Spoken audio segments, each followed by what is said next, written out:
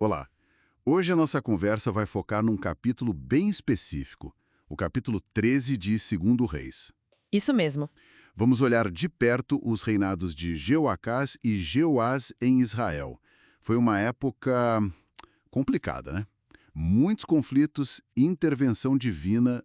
E os últimos dias do profeta Eliseu, que são muito marcantes nesse capítulo. Exato. É um capítulo que mostra bem assim as consequências do que os líderes faziam, sabe? E essa dinâmica de desobediência, aí um arrependimento meio parcial, né? E como Deus responde. E termina com umas coisas bem inesperadas envolvendo Eliseu. Sim, é um ciclo. Dificuldade, pede ajuda, Deus atende, mas o pessoal continua no erro. E aquele milagre póstumo, então. Nossa. Bem surpreendente mesmo. Ok, vamos lá. Começa com Jeoacás, filho de Jeú. Reinou 17 anos. E o texto é direto, né? Fez o que era mal aos olhos do Senhor. Ele basicamente continuou naqueles pecados de Jeroboão, que foram a grande causa da divisão e da idolatria em Israel. Não saiu disso. E esses pecados de Jeroboão, só para lembrar, eram aqueles centros de adoração alternativos, né? Com os bezerros de ouro. Exato. Uma mistura de religião e política para afastar o povo de Jerusalém. E a consequência, vem na hora. Vem mesmo. O texto diz que a ira do Senhor acendeu e Israel ficou na mão de Azael, rei da Síria, que na época era Arã. Ele e o filho dele, Ben-Hadad, por um bom tempo. A ligação entre a atitude do rei e a situação do povo é muito clara ali. Mas aí, no aperto, Jeoacás busca o Senhor, pede ajuda. Sim, ele clama e o texto diz que Deus ouviu. Viu a opressão dos sírios. E mandou um libertador. Não diz quem, né? Mas alguém que ajudou Israel a escapar, a voltar para casa. Isso, deu um alívio. Só que a libertação veio, mas a mudança de verdade não.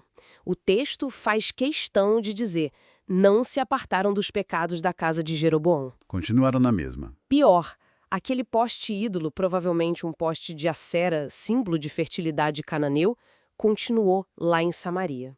Quer dizer, Deus ouviu o pedido de socorro, mas a raiz do problema, a idolatria, ficou lá. Exatamente.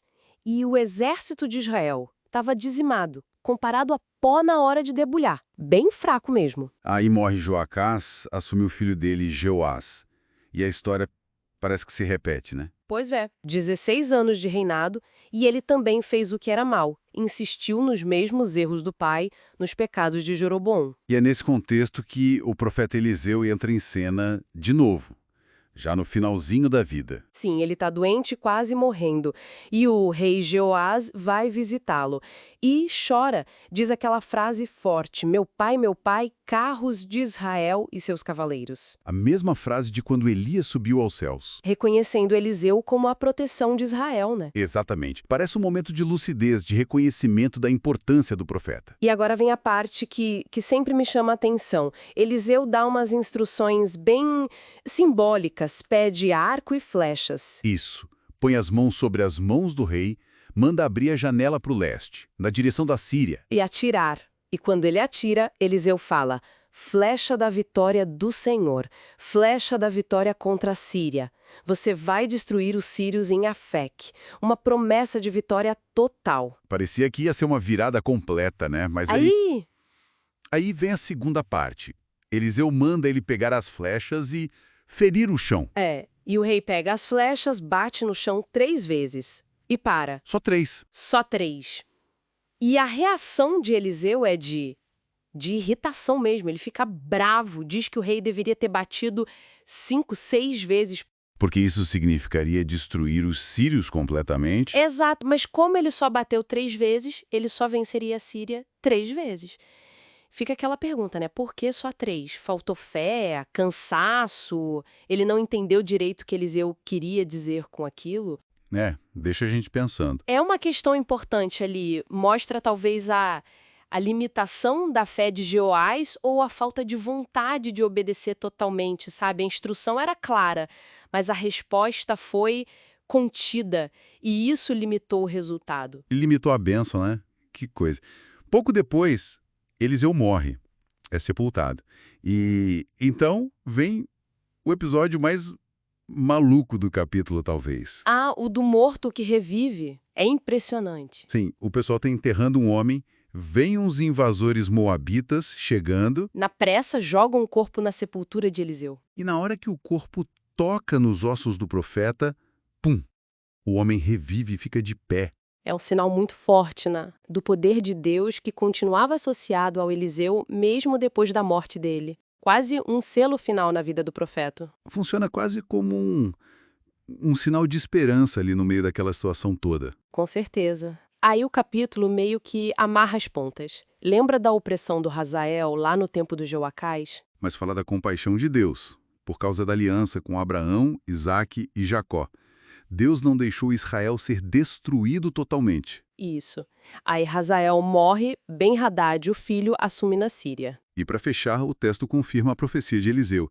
O rei Joás luta contra o Ben-Hadad E recupera as cidades que o pai tinha perdido. E quantas vezes ele vence? 3 vezes, exatamente como Eliseu previu por causa das flechadas no chão. Nem mais, nem menos. A profecia se cumpriu. Na medida da ação do rei. Bem complexo. Liderança falha, pecado, consequência. Mas também a graça de Deus respondendo ao clamor, mesmo que o arrependimento não seja completo, né? E o poder profético agindo de formas surpreendentes. Desde a flecha da vitória até o milagre póstumo. E a história do Joás com as flechas fica como Um alerta, talvez, sobre como nossa ação ou nossa falta de ação pode limitar as coisas. Exatamente.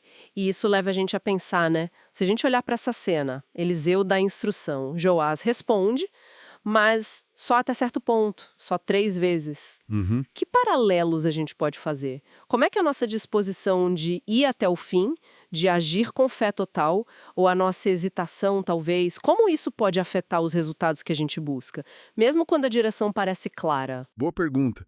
Fica aí para a gente refletir, né? Como a nossa intensidade ou a falta dela impacta o que Deus pode fazer através de nós ou para nós. Fica a reflexão.